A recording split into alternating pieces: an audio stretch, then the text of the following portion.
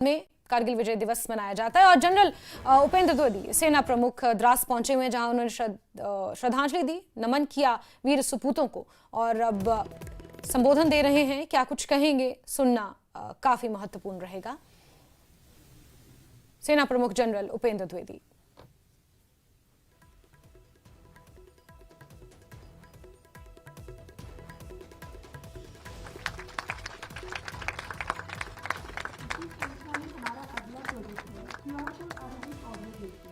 QR code scan करके आप इस पवित्र स्थान के बारे में जानकारी हासिल कर सकते हैं।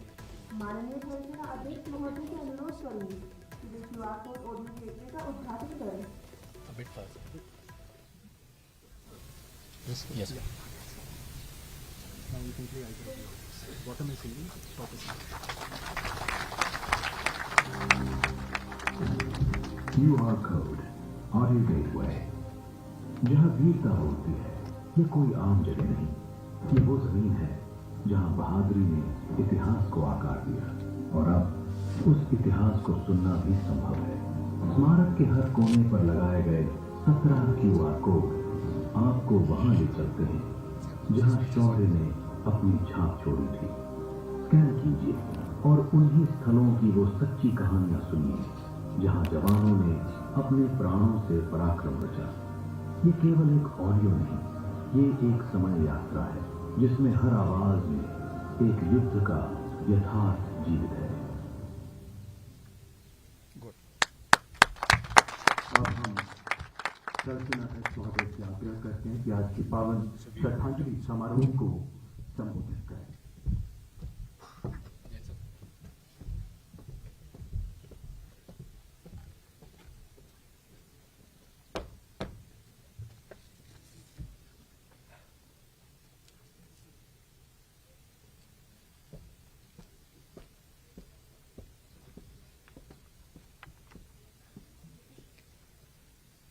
जय हिंद।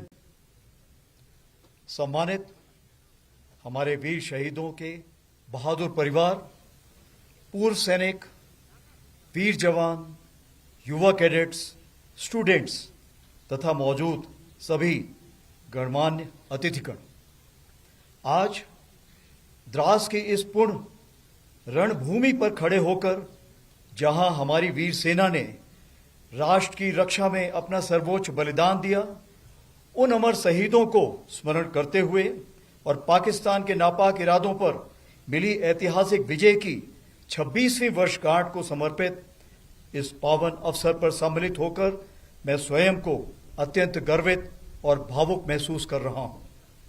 यह लगातार चौथी बार है जब मैं कारगिल युद्ध स्मारक पर कारगिल विजय दिवस के इस पावन आयोजन में सम्मिलित हो रहा हूं। 2 बार नदन कमांड आर्मी कमांडर की हैसियत से और 2 बार थल सेना अध्यक्ष के रूप में। आज इस पावन अवसर पर कारगिल युद्ध के वीरों के माता पिता, वीर नारियों और सभी परिवारजनों का दिल से आभार व्यक्त करता हूं। आपने राष्ट्र को अपने वीर दिए। आपका हौसला, धैर्य और त्याग हम सब के लिए प्रेरणा है। आज पूरा देश आपके अद्वितीय योगदान और अटूट राष्ट्रभक्ति को श्रद्धापूर्वक नमन करता है। पिछले वर्ष 2024 में हमने रजत जयंती के रूप में इस विजय गाथा का स्मरण किया। वह एक ऐतिहासिक अवसर था जिसे माननीय प्रधानमंत्री श्री नरेंद्र मोदी जी की उपस्थिति ने और भी प्रेरणादायक बना दिया। उस दिन शिंकुल्ला टनल के निर्माण कार्य का भी शुभारंभ हुआ। इस वर्ष भी हमारे माननीय केंद्रीय मंत्रीगण, लेफ्टिनेंट गवर्नर साहब और हमारे सीओ साहब यहां पर उपस्थित होकर हमारे शहीदों को नमन करने आए। यह दर्शाता है कि कारगिल विजय दिवस केवल एक सैन्य आयोजन नहीं, बल्कि पूरे राष्ट्र का उत्सव है। जो खामोश खड़े थे बर्फीली चौकियों पर, उनकी दुआ से ही महफूज है ये वतन। आज हम तोलोलिंग, टाइगर हिल और पॉइंट 4875 की ऊंचाइयों के नीचे खड़े हैं और हम केवल उस युद्ध को याद नहीं कर रहे हैं, हम उस भावना का स्मरण कर रहे हैं जो उन रणबांकुरों ने दिखाई थी। हमें याद है वह दृढ़ संकल्प जो उनकी आंखों में था, वह अदम्य साहस जिससे उन्होंने हर कठिनाई को मात दी। हमें स्मरण है वह नारा, वह चेतावनी, वह प्रण जो हर योद्धा के मुख से निकला। हमें श्रद्धापूर्वक नमन करते हैं उन बहादुर नायकों को जिन्होंने मृत्यु को गले लगाया ताकि हम गरिमा के साथ चैन की जिंदगी जी सकें। साल 1999 में भारतीय सेना ने ऑपरेशन विजय के अंतर्गत कारगिल की ऊंचाइयों पर एक अद्वितीय विजय प्राप्त की थी। उस युद्ध में भारतीय सेना ने ऊंची पहाड़ियों पर बैठे पाकिस्तान सैनिकों और घुसपैठियों को खदेड़कर हमारी सीमा से बाहर कर दिया था और तिरंगे को इन बर्फीली चोटियों पर फहराया था। यह वह क्षण था जब भारत ने स्पष्ट कर दिया कि उसकी सीमाओं के भीतर किसी भी नापाक इरादे को सफलता नहीं मिलेगी। भारत की एकता और अखंडता पर कोई आंच नहीं आने दी जाएगी। इसी परंपरा को आगे बढ़ाते हुए ऑपरेशन सिंदूर के दौरान भी भारतीय सेना ने उसी अदम्य साहस और दृढ़ संकल्प के साथ पाकिस्तान समर्थित टेररिस्ट इंफ्रास्ट्रक्चर को निशाना बनाया और पाकिस्तान की अन्य आक्रामक कार्रवाइयों को प्रभावशाली ढंग से विफल करते हुए एक निर्णायक जीत हासिल की।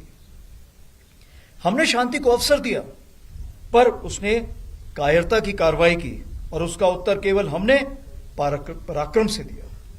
ऑपरेशन सिंदूर हमारा संकल्प, संदेश भी और उत्तर भी। पहलगाम में हुई कायरतापूर्ण आतंकी हमला पूरे देश के लिए गहरी चोट था, लेकिन इस बार भारत ने सिर्फ शोक नहीं जताया बल्कि ठान लिया कि अब जवाब निर्णायक होगा। देशवासियों का अटूट विश्वास और सरकार द्वारा दी गई रणनीतिक स्वतंत्रता से भारतीय सेना ने एक सुनियोजित, सटीक और निर्णायक जवाब दिया। भारतीय सेना ने 6 और 7 मई की रात को पाकिस्तान और पाकिस्तान ऑक्यूपाइड जम्मू एंड कश्मीर में 9 हाई वैल्यू आतंकवादी ठिकानों को निशाना बनाया, बिना किसी मासूम नागरिक को हानि पहुंचाए हुए। यह केवल जवाब नहीं था, यह स्पष्ट संदेश था कि आतंकवाद को सहारा देने वाले अब नहीं बचेंगे। 7 से 9 मई को पाकिस्तान द्वारा की गई सैन्य कार्रवाई का भारतीय सेना ने नपातुला और सटीक जवाब दिया।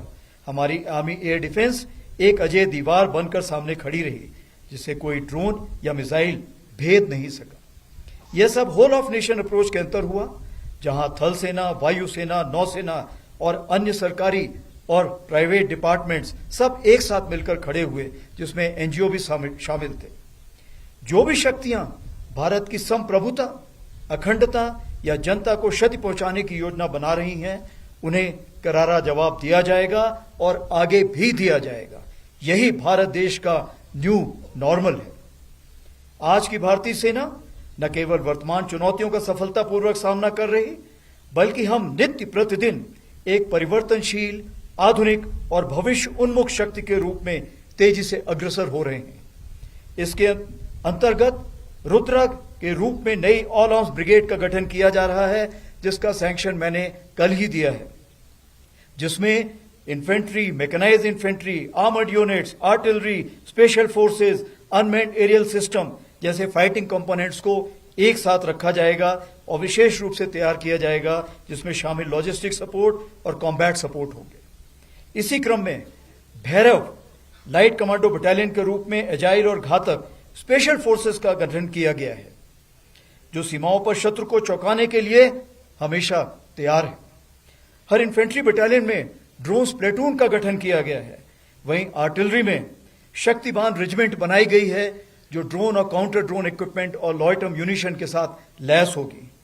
हर रेजिमेंट में एक दिव्यास्त्र बैटरी भी बनाई गई है, जो कंपोजिट बैटरी होगी और इन्हीं सामानों से लैस होगी। इन चीजों के मद्देनजर हमारी मारक क्षमता अब आने वाले दिनों में कई गुना बढ़ जाएगी। उसी प्रकार से आर्मी एयर डिफेंस को स्वदेशी मिसाइल सिस्टम से इक्विप किया जा रहा है।